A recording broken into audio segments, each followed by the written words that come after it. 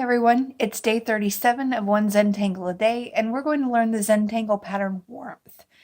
And I'll be honest, I'm keeping it super simple today. On Friday, I was notified that my long-term disability insurance is dropping me, and that Dan and I are going to lose a big hunk of monthly income that we count on to pay the mortgage every month. So things have been shaken up around here, and I'm trying to figure out how I'm going to make ends meet. More on that in a future vlog.